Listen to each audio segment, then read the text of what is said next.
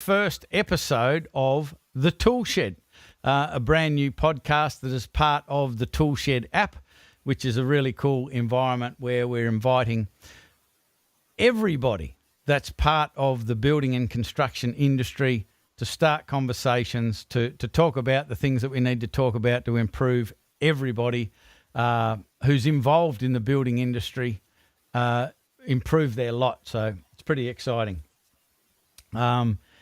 So how we do that and what we're going to be doing is we find very cool people and very cool organisations that basically have the same or similar purpose, and that is to impact the industry in a very powerful and profound positive way.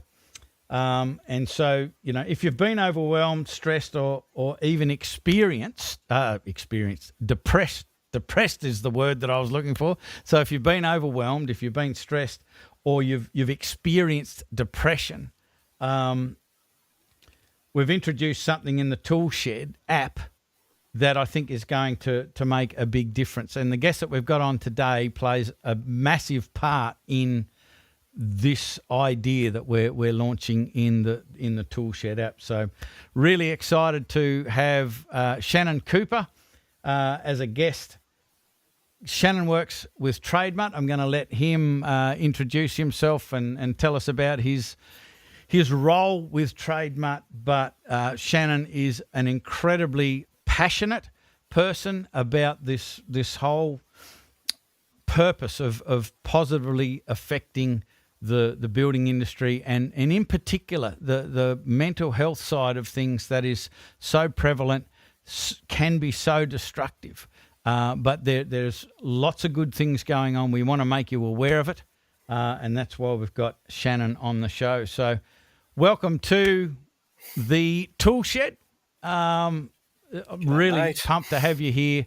Excited to learn more about Shannen, and along the way we want to learn more about Trademutt and their purpose and function and focus as well. So tell us about your role in Trademutt and maybe a little bit of background on Trademutt. Yeah, thanks, Mick. So I'm the business development manager for Trademutt, and only relatively recently joined the team this year in about late March. And yeah, really privileged, I suppose, to have joined it at the time that we did too. It's been a tough year for a lot of people, and for our organisation, no less than others in a lot of ways. But it's something that I genuinely feel an immense amount of privilege for, being able to work in something that I can be proud of at the end of the day. And I feel like there's a lot of people in the building and construction industry that get that moment of being able to see the nature of their work and the value of what they do. And in previous roles of mine, I haven't necessarily always had that. So it's been a really quite an eye-opening experience for me within Trademutt. So we're a workwear company, but when I talk to people, it's almost more as though we work in mental health. We provide these funky shirts, we call them sort of our funky shirt Fridays, and hats. There you go as well. I got my shirt there. I just haven't got it on, but yeah, we're mostly it's ready for Friday. That's it. Yeah, for our cotton drill work shirts, with a bit of a twist. These are known as conversation starters, and the whole purpose is that you wear something like this onto a work site, and especially, the high-vis ones. So we have high-vis day and night accredited workwear as well, with these patterns on the sleeves, the collar, and down at the waist as well. And the idea is that somebody's going to notice that and will walk up and want to say something about it. And quite typically, the process there is that they'll come up and say, what's the go with this? They might even see on your rear shoulders, as you might be able to see here, if it's not backwards. This is a conversation starter. This is a conversation starter. So that's the entire purpose of them. And really the point is that people will come up, they'll start a conversation about mental health, and it gives you the opportunity to really start that moment of authentic kind of one-to-one conversation where you can talk about something that matters, if you know what I mean. Now, Trademutt itself was sort of built out of a bit of a tragedy. Our two founders, Ed and Dan, met on a job site. I think it was about the sort of mid-20 teens, and immediately sort of became mates, just bonded over a good sort of a shared sense of humour. And then during that period that they were working together, Dan tragically lost one of his best mates to suicide, who was also working in the construction industry. So it was, a pretty tough moment for anybody to sort of go through. And I think for Dan, it really prompted that moment of going, what could I have done? What could have happened a little bit differently? How could we have potentially changed this outcome? And more than anything, why was my mate not able to reach out and have a chat about what was going on? Because, and I think a lot of people share this sort of sentiment, sometimes these things happen and it's such a shock. It's not something that you anticipate.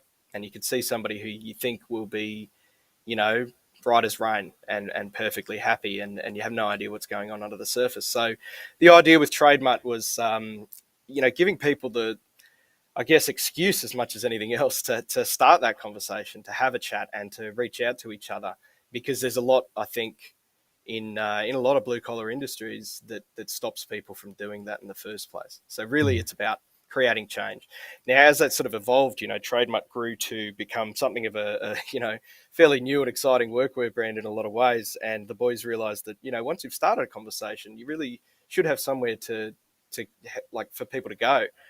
And that's why they started TX. So TX is an acronym of, this is a conversation starter. And TX is basically it's a not-for-profit that provides mental health counselling through phone or text.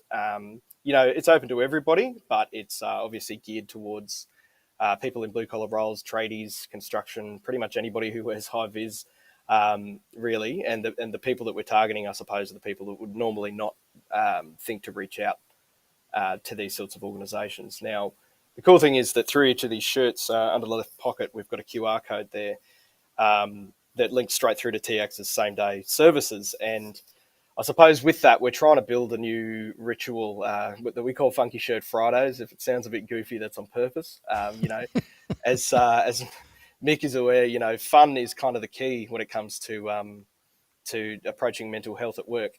I guess with Funky Shirt Fridays, our approach is really trying to create a new weekly ritual, take the ethos and the idea behind Are You OK Day, but do it once a week, make it nice and relaxed. It's not a tools down event. We're not going to sit around and, eat cake and drink tea and talk about, some really depressing sort of slideshows or anything like that. It's a casual weekly check-in. And the point is to give everyone that opportunity that they otherwise might feel a bit funny just approaching themselves. Yeah. So it's something that we know is present out there, that people do want to help each other. People do want to talk. They do want to reach out. But there's often just a bit of sort of social framework surrounding that. And I hate the word stigma, but it's more kind of like a culture that makes it a bit hard for people to take that first step. So these are just about removing the barriers to taking that first step and starting the conversation, if you will. Yeah. And it really works. Like, we were aware of Trademutt a long time before Trademutt was aware of Builder's Business Black Belt. We had a member, a black belt member, who suffered quite badly from depression, and he took it upon himself to start a Friday. It must be something to do with Fridays, and he started on his own work sites Feel Good Friday, and he would wear his Trademutt shirt. And he was in our coaching group, and I said, "What's the shirt, dude?" And it's like, it's a conversation starter, and away we went. And he was basically responsible for all of our black belt members now on Fridays, particularly when we get together, like when we have our intensives either online or in person. On the Fridays, everyone's wearing the Trademutt gear, and it's a sight to behold. All of these people walking through like a conference centre or a hotel somewhere, and Surfers Paradise, wherever, all dressed like this. It's like a live-action Jackson Pollock painting or something. It's absolutely bizarre, but it works. Like, it's just so powerful. We've stolen your Funky Shirt Friday, put it in the tool shed. We've kind of changed the wording so it's fun-key, because we believe the key is fun. Absolutely. And Scott, who's joined the black belt team recently, and I are leading the charge in the tool shed We're putting up a post every single Friday with us doing something ridiculous with our shirts on. We're encouraging everybody else to do the same, encouraging captions, and we're going to be offering a hat or a bit of Trademutt gear as a prize each week to the person who puts the most ridiculous photo in the tool shed, or perhaps comes up with the funniest caption with somebody else's photo. But as I said, like that, we want to get to know you, and I think this is a really important question, because when we're talking about mental health and so forth, we can be having a real fun conversation, and then that comes into the conversation and people go, and yeah, we need to talk about it, and we want to help each other and all that sort of stuff.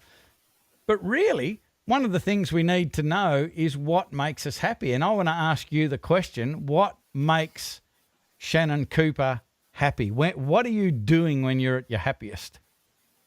Yeah, I guess it depends on the context, mate. But well, any context is okay here. There's a couple I'll leave off there, but no, look, I think if I'm thinking about work, for instance, and a lot of what we do is based around work, and a lot of our lives in general, and in modern times are based around work.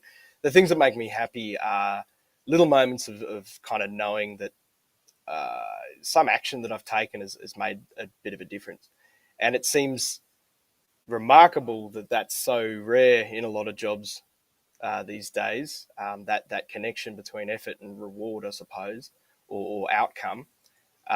But for instance, I had a great chat to a woman named Jackie, based up in the Cape, who put together what they called Talk About It Tuesdays, another great initiative. And, we talk about Funky Shirt Fridays, but I mean, we've supported companies with, Wacky Shirt Wednesdays, Mental Health Mondays, whatever day of the week it is. The idea is about building that weekly kind of ritual. But, the great moment for me was having a chat to her, and she said, because she's doing fantastic work herself after suffering a pretty tragic loss. And she talked to me a bit about her experiences, and she said, the thing I like about Trademutt is that it's so visual. You see somebody walking along the street who you don't know them from a bar of soap, but if they're wearing a Trademutt shirt, it's almost like they understand it. They understand what's going on out there, and they're showing a bit of support. And she told me that, when I see these shirts, I actually feel supported. And that literally sent a bit of a chill down my spine and everything. It was just like, I got shivers. I was like, wow, this is, it's when I said the word privilege to work for this business a while ago, I genuinely meant it. It's something that I wake up on a daily basis and enjoy. Now, not speaking about work, what makes me happy is, the sort of things that makes everybody else happy, like being able to come home and play with my kids and see what they've learnt that day and have conversations with them, learn more about them, spending some quality time with my family, or, doing a bit of work around the house, the sort of things that you generally sort of see. I used to play a bit of music back in the day, and that was always pretty fun. It's nice to find some creative stuff to do, but for the most part, my creative tendencies tend to go into work these days. Probably a bit too creative for my boss sometimes. Having a chat to Ed, and he's like, let's just focus on the shirts for now. There's so many opportunities when you see something like this, and I just start thinking about, what if we did this? What if we did this? It sounds very much like the conversations I have daily with Scott. Yeah. What about this? What about this? What about this? A lot of like imagination, at the end of our right? conversations, just going, Yeah, definitely need to, my opportunity would be in prioritizing sometimes. But I suppose to me, I always have a tendency to sort of think long term. We connect with somebody, and this role that I've signed up for is theoretically it's a sales role, right? Like the idea is we're trying to sell more shirts. And I pretty quickly adopted the idea or the mantra of being fairly ruthless when it comes to that stuff, because it's like at the end of the day, you're selling shirts to fund a really good cause. And, for every dollar in profit that this company makes, 50 cents of it goes towards TX to support those phone calls. And so when I think of it that way, it's such an energizing kind of a thing. And I think, be whatever, do whatever we need to do to connect with people. And, if I'm being a bit sneaky, jumping on LinkedIn and direct messaging people and all the things that you probably get tired if you're in a procurement role or something, it's it is what it is. I look at it and say, my job here is to make as much impact as I can, basically. And I guess you know, beyond that, really, like what makes me happy long term is growing.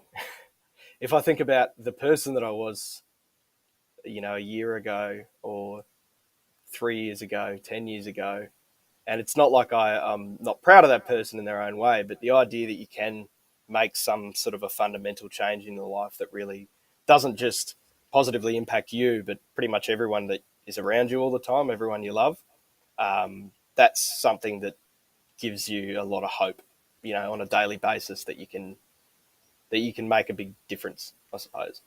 But also, I mean, you know, having a bit of fun like while you do it. It's not always this big dire kind of, you know, philosophical questions. The fun things for me are, having a beer with mates occasionally, or, you know, playing a bit of guitar, basic I things. was just about to ask you that question, what the instrument was, because I'm a mad musician from way back, professional for a few years back in the Beauty. early 80s. We'll have to get a jam early session 80s. happening one of these days, mate. What did you play? Oh, back then I played the drums.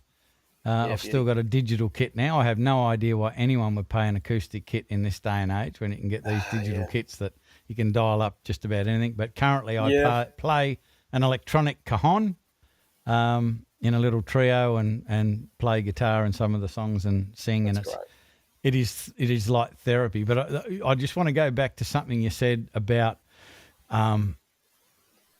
that the profit that the company makes, 50 cents of it goes to TX, and it makes a big difference to your day when you know that your efforts are making a difference like that. And I just want you to, if you can, unpack how you feel, because your organisation has what I would call, because I'm a big Simon Sinek fan, a just cause. Like it is a cause that will live long beyond Trademutt and its owners and its current employees. It's very powerful. What's it like being a member of an organisation where that really is a main focus? And I asked the question from the perspective of people listening. Instead of just being a builder or an electrician or a whatever, can you get your business involved in a just cause? You don't have to create one. You can jump on other people's. But what difference does it make as you as a team member? So you touched on a pretty interesting thing for me. You know, I was at a so what we are as a business, like the category is social enterprise, right?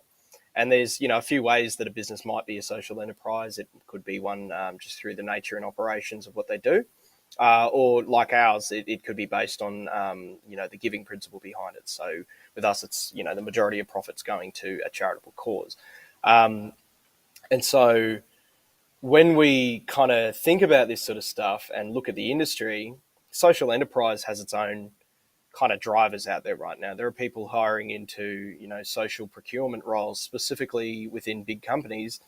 You know, they're placed there to find the best ways to actually invest in social causes through procurement. And I guess the thing I like about that is that companies are going to keep making money. Companies are going to keep building things. We're going to keep going forward and keep producing things. And it's like, you know, as long as we're doing that, is there any other ways that we can create value in our communities without even necessarily having to try too hard? You know what I mean? If it's just about redirecting where the money's going, or what you're buying and where you're buying it from. So there's an existing kind of a framework around social enterprises. And so I guess the thing that's missing in that space, it occurred to me when I was at a recent event. It was like a networking and kind of sharing event for social enterprises to connect with organizations that are keen to look at these opportunities.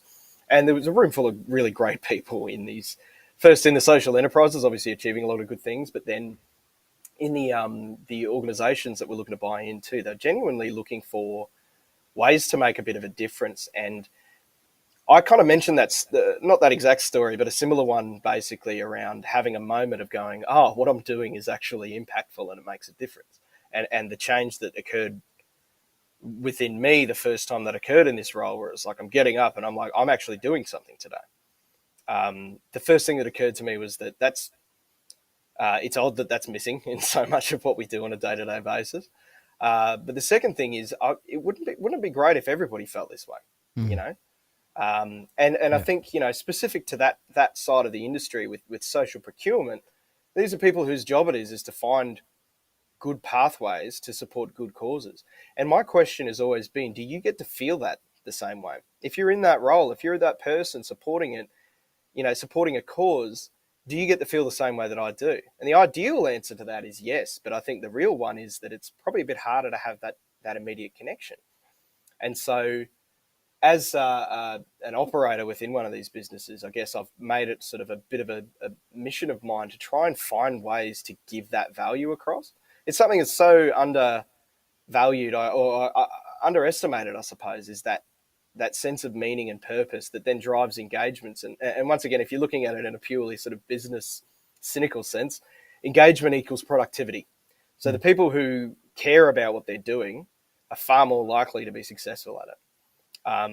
So yeah, I suppose, like, to me, it's something that I really want to find a way to kind of create a clear line of representation for, here's the amount of dollars that you spent, here's the decisions that you made, and this is the impact it's going to have. I think, I've had, you mentioned this thing earlier where there's one bloke who rocked up to work one day in a shirt. And it's interesting that you say that, because that's actually how our entire B2B or business side of our revenue sort of came from that. This was a brand that was originally built out of just individuals finding them online or seeing the Facebook advertising and going, that's interesting. And, any businesses that eventually bought into it, it was always sort of something that happened after the fact. Either that, or it was, relationships that the boys had built from the ground up. But that moment that you were talking about of somebody coming in and that transition from one person making an effort for, let's be honest, championing their own mental health in the first place has now led to your entire operation basically taking part in this ritual and being out there and showing a huge level of visual support for other people out in the world, strangers who you don't even know, who will walk past a big group on the street going to lunch on a Friday and think, okay, people care about this stuff.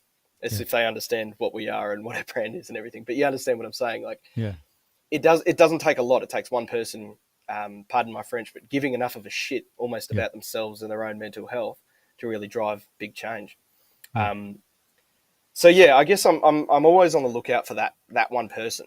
It's one thing for me to see, set up a meeting with a director or a operations manager of some particular area or a project manager and think, yeah, well, there's going to be a big sale in this. I'm a lot more engaged by the conversation with the, operator, the fitter turner on the ground, who was the one who first put their hand up and said, how can we do this? And I'll say, mate, I'm along for the ride with you. I'll send you all the information. You put me in touch with the person, get me on a screen or let me sit down with a coffee with somebody and I'll talk to them about it. But I think then, and this has occurred a few times in the role, is getting to the point where somebody or within a business does make a decision to go for a large order and to implement Funky Shirt Fridays as a ritual. Brings me great joy to turn back around to that first person and say, I don't believe I'm being hyperbolic in saying that you have possibly saved a life, and quite probably when it comes down to it. If you think about how the flow-on impact that it has, just you taking this decision, you making this choice, and you driving it the way you did, has probably saved a life, and you should feel proud about that. Yeah, and just listening to what you're saying about what it means and how it feels to be part of an organisation that actually has a cause, and I know that there's I've been doing podcasting for, it seems like 100 years, in different forms and whatever. And I remember a podcast I was doing years ago, and I interviewed a local guy down here in Tassie who is a tourist operator, puts people in inflatable boats and takes them around the bottom of Bruny Island and Tasman Peninsula and shows them the whales and the seals and all of this sort of stuff. Yeah. Been a tough couple of years for that bloke. Well, that's the thing. Like, what inspires me about that business, and I want to get this point across and get ideas from your perspective, because you're there experiencing it, is that their focus of their business is how can we help our community, and they go local community and global community. So this particular business was responsible for building a couple of 6-metre inflatable boats, raising awareness by going around the outside of Australia. And I think they raised in the order of $6 million or something for that. But the awareness caused the Australian government to increase their donation to this cause, which was the elimination of polio off the planet, Wow. by something like an additional $6 million. And it caused Bill Gates to add an extra $40 million Wow. to the cause. And I bring that up because I have been a customer of that business on a number of occasions, and you can just tell that the team involved understand that they're doing something very different than showing up to work. And I'm just thinking, I want to try and start to stimulate some thought of that with the people who are listening to this podcast, and go, what can we do? What can we get around? And like, there's something staring you right in the face right now, like our tool shed. That's what we're there for. We've got Trademutt involved in the tool shed, and just by buying the shirts and buying the apparel and having some sort of key day where you're focusing on the mental health and well-being of your teammates, has to be a really valuable cause. And it just changes the energy when you show up to work. I mean, just listen to how you talk about the opportunity when you show up to work. Mate, absolutely. I think there's one big elephant in the room when you're thinking about these things, one big problem to solve, which is cynicism. And it's cool to be cynical, always has been, right? Be the person who's the smartest one in the room, who thinks that everything else is bullshit or blah, blah, blah. And, you know, like everybody's engaged in it from time to time. It's easy to do and it's fun. But the nature of it is that you're actually, you know, even on a purely personal sense, you're not doing good by yourself by engaging that sort of stuff. And so I think about, you know, from a business perspective, what can you do to change these sorts of things and create impact and get people engaged with what they're doing? It's never like one top-down approach. There's no silver bullets to these sorts of things. It's the same with mental health in general, right? But I think cynicism, when you introduce these sorts of things, is often a big problem. And this is an experience I had in a previous role. You know, I used to run venues and had a great 2IC. He was a cynical bastard. And, you know, we'd have these days where you'd go out and take the team and go do something fun, right? Go to, you know, barefoot bowls and drink beer or something like that. And he was always the first to point out, it's like, oh yeah, this is the engagement budget, is it? Because, you know, you're going to make more money if if we're all happy and doing what we're doing. And I kind of turned it around on him. I said, yeah, you got it all wrong, mate.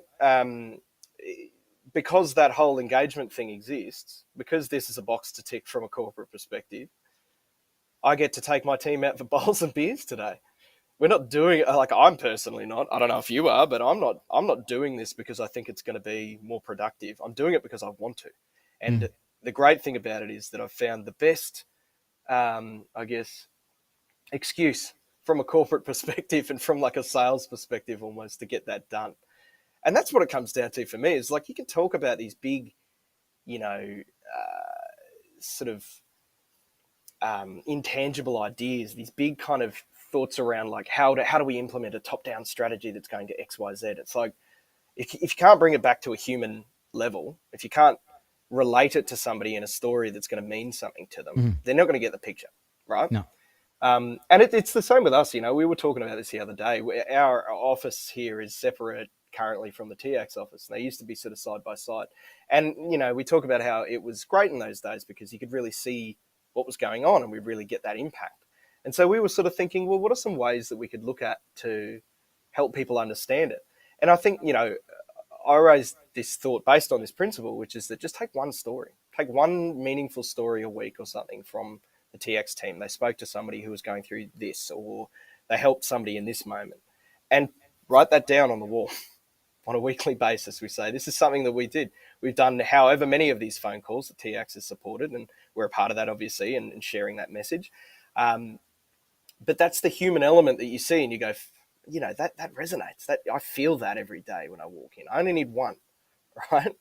So that's something that we've started to do with businesses. So it's like, if you've reached a particular kind of milestone, even just with Trademutt and spending on shirts, we can say, well, this is how many hours of conversation you've funded. You know what I mean? This is the amount of people that you are statistically likely to have actually helped just through your purchases.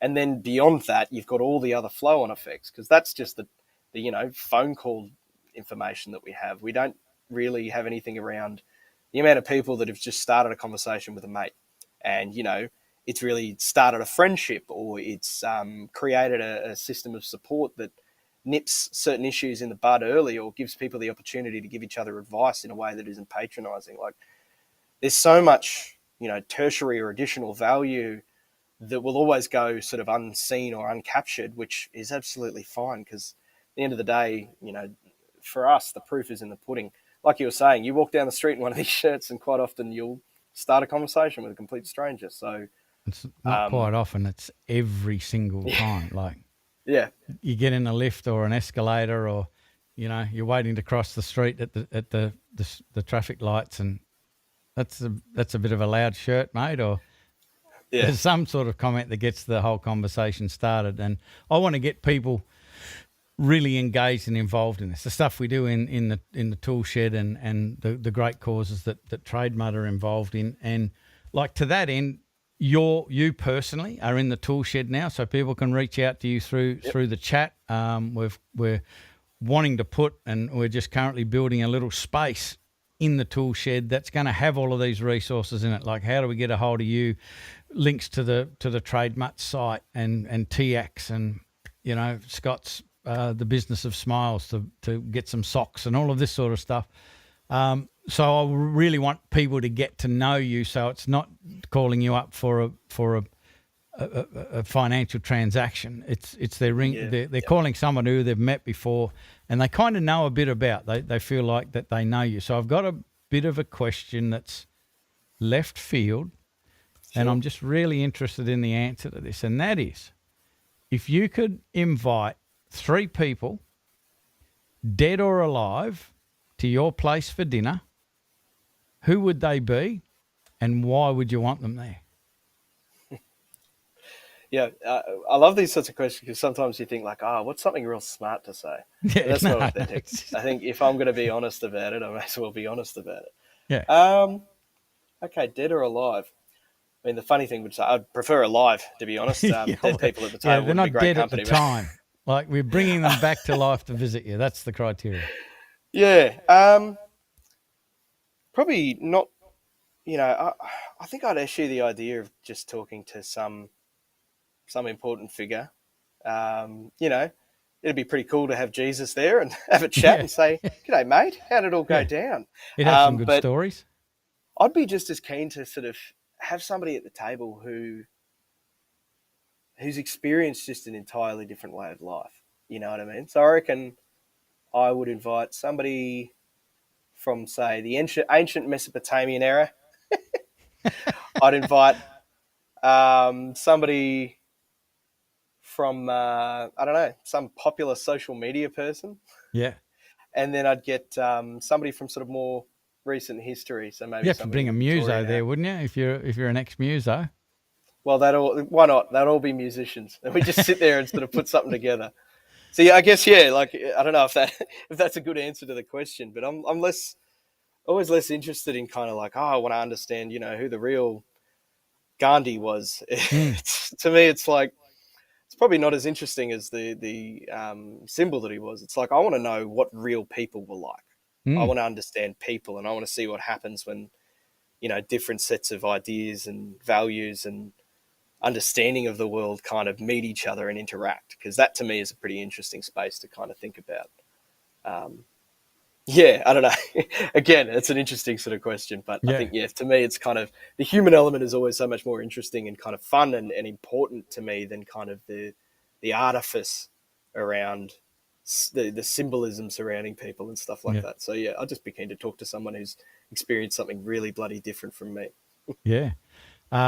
Just noticing in the comments, also from Hugh, they're saying that he says, we're getting an amazing response from clients. So talking about the Trademutt gear, so he wears them, and the clients are purchasing these for clients also now. So, like, That's great. it's not just the trades; it's people in general going, "Wow, what a great thing! What a great Yeah, this is cause it, to mate. I mean, contribute to." like again, going back to the whole thing about finding the good cynical corporate reasons to do things that you want to do in the first place. And so Mm. some of the ways that we talk about the value that can be added is it's also talking about how it relates to customers and how it relates to sales and things. So, you can imagine a sales rep out on the road meets a lot of people, and sometimes those people aren't doing so great. And I think the opportunity to be able to connect with someone on a really basic level, because you're wearing a conversation starter, and if it gives you the opportunity when you say, "Oh, how's it going, mate?" and they say, "Oh, yeah, it's been a bit tough lately." You don't just go straight into your sales spiel now. You go, "Yeah, what's been going on?" "Well, we can have a chat." That's the whole point of these things, right? It gives you, again, it's that pass, it's that ticket to sort of say, let's forget about all the other stuff. Let's just be authentic with each other. Mm. And then hey, sorry, I've got about 3 or 4 other clients I've got to meet this afternoon, but why don't you scan this one in if you just want to have a chat to someone? You know what I mean? It's that little moment, that little opportunity for you to give a bit of care directly to somebody. And then that gives you that connection between effort and reward. You get home at the end of the day and you think, actually, I've probably helped someone today, Mm. which is a rare feeling in modern work a lot of the time. So, Yeah, and that's another sort of Simon Sinek-ism mm, is having setting up your work environment so you get the opportunity every day to have a sense of fulfillment rather than setting up your day so it's a win-lose. We need to get all the roof trusses on and we need to do, and we yeah, didn't get it done, so we lost the day, or we got a little bit more done than we thought we were going to. And so your day ends up being a win-lose versus, mm, being involved in something, a great cause like Trademutt is, and what we're joining in with. It just gives you the opportunity to feel a sense of fulfillment every day. mm, It takes away from the win-lose scenario. yeah. You mightn't have gotten done what you wanted to get done, but you still feel good because you went, why don't you have a talk to Yeah. so and so, or you just listened to somebody and they felt It's like heard, and they probably haven't felt heard for ages. reframing the idea of what success is for you personally, I think is the key thing, right? And this is something that people are talking about a lot more these days. I think there was a long period of time, and there's still this sort of lasting thing around success essentially being tied directly to income and what do you Mm. own, what do you do, And there's this continuing kind of drive to look at money as the ultimate determination of whether or not you're successful. Um, which to me now is such a foreign thing. But talk to me when I was younger, and I might have been caught up in some of this stuff myself. I think yeah, in reframing it to sort of be a wider net around what does success look like, and like yeah, you want to earn a bit of money, you want to provide for a family, or you want to buy that car that you've wanted since you're a kid. But then beyond that, it's like, who are you helping? What are you doing? What are you achieving on a weekly basis, on a daily basis, on an annual basis? Where have you come from, and where have you gone? There's all these other elements that come into it. One great example, and it's such a lazy metaphor. I used to use this when I was sort of coaching somebody or had a team member in a previous role. We'd always be sitting at a table, so that's why it's a lazy metaphor. But it was like if I turned to you and sort of said, "Hey, mate, I want you to sand all of this old paint off this table, and then prime it, right?" You'd be like, "Yeah, that makes sense. Okay, I understand what I'm doing there." But if I turned to you and said, "Mate, I want you to prime this table, wait till it dries, and then sand everything off it that you just did," you'd want to stab me with a fork. Uh, the thing is that the work that you're doing is exactly the same. The compensation rate is exactly the same. The amount of time you're spending on it is exactly the same. It's simply the meaning and the Mm. purpose behind what you're doing in that moment that makes such a drastic difference. And so when we talk about remuneration and bonuses and things like this, when we're talking about engaging with our staff or even thinking about ourselves, we're getting like such a fraction of the picture of what makes you actually happy. So if you start redefining what success looks like to yourself, purely in terms of like if you currently define it purely in terms of monetary gain, and then if you redefine it in terms of the additional value that you're creating for yourself and for people around you, you're not just going to be obviously considering yourself more successful, but you'll be so much happier on a daily basis. You'll Yeah. understand the impact that you have in the world, and that will flow onto other people too. Um, yeah, this has been a bit of a hard lesson for me learned, but I'm only 35, so I've got a shit ton of lessons to still learn, mate. It's just kind of one of those things. I think trying to help other people see that too is another thing that gives me a bit of meaning, which is like, you might be having a tough year when it comes down to finances and stuff, but here are the things that you've done that you're not actually looking at now. Here's all the things you're not accounting for. And you should feel good about that. So helping people get their own wins is such a little beautiful moment that you can have on a daily basis. Helping people understand what they've done, what they've achieved is pretty cool. And you don't have to be in any special role to do that. It's just about recognizing somebody for what they do.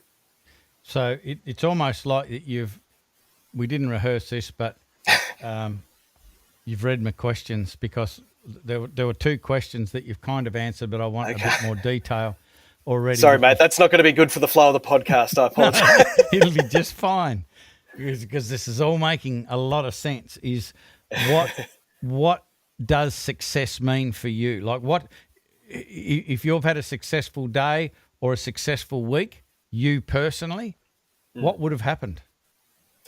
My wife always had a really concise way of sort of saying this, which sort of stuck with me and became mine, which is success is living by your values. And, that captures a lot of things. But if I get to the end of the week and I'm proud of myself as a father for the things that I've done, proud of the work that I did at work, proud of myself and how I've supported my wife and been a good husband, proud of being able to take care of myself occasionally, you know what I mean? Because all of those things, and then still being some sort of a martyr at the end of the day, that's still not living by your own values. No. I think, being able to love yourself is a good thing too. So for me, success looks like getting to the end of the week, sort of having felt like I've achieved things, but feeling like I'm actually doing me. I'm living by my own values. I'm genuinely being the person that I, that does the things that I believe in. And the beauty about that is that it's something that anybody can have based on their own, ideas about what their values are. It can, that as an idea can cross all kind of lines, gender and politics and bloody religion, all the sticky things, and really nut down on what people kind of feel about themselves. So that, to me, that's success. And sorry if it's not, as simple as like earned a certain amount of money, cooked 3 meals that week, and exercised twice. Yeah. I mean, isn't that the whole point? Like, we need to start to ask ourselves the questions, really, what does success mean to us?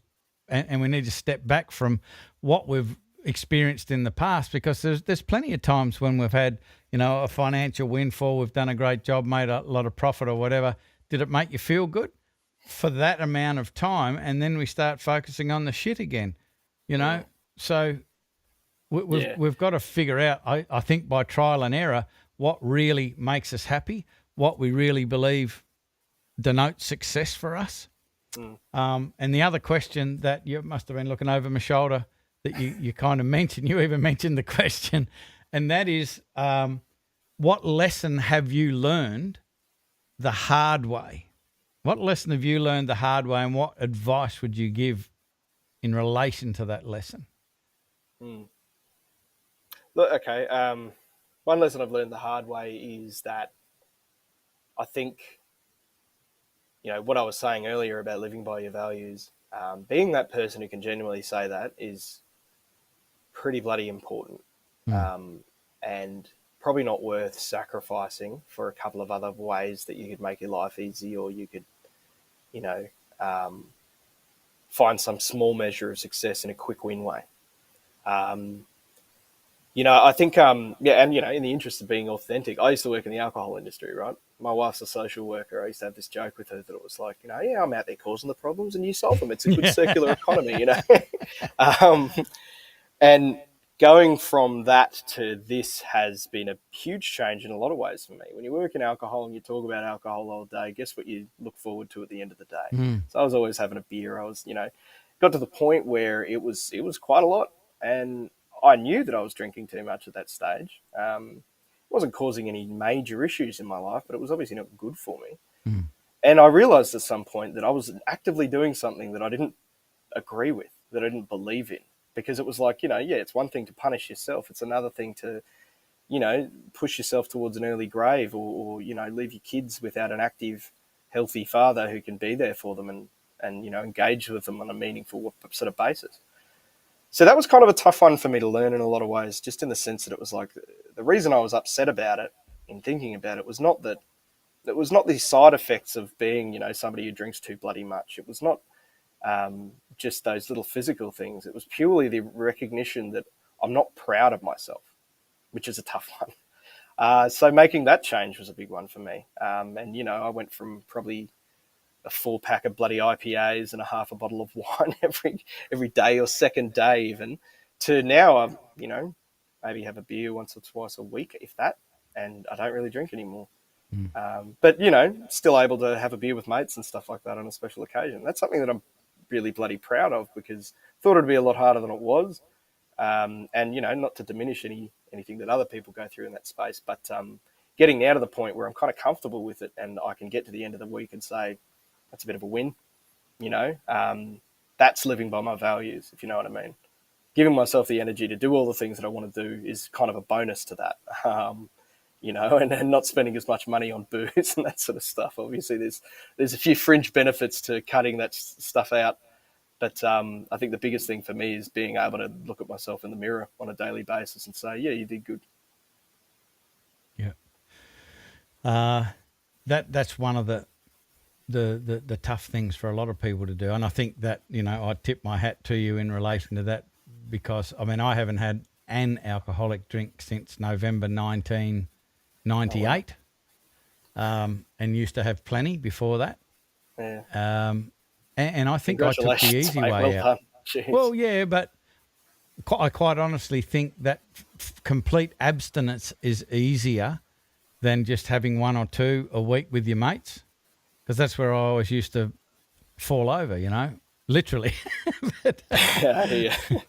Oh, that was a big worry for me too, mate. Like, I've always been a pretty intense kind of all or nothing kind of a person. And so the idea that I was going to be able to do that always seemed like it would be out of reach. But I guess, again, trying to absorb some of these things, it makes it easier to make that decision. Often what I found in the past was it's easy to make a decision that negatively impacts you if you don't feel like you've got a good enough reason not to. All right?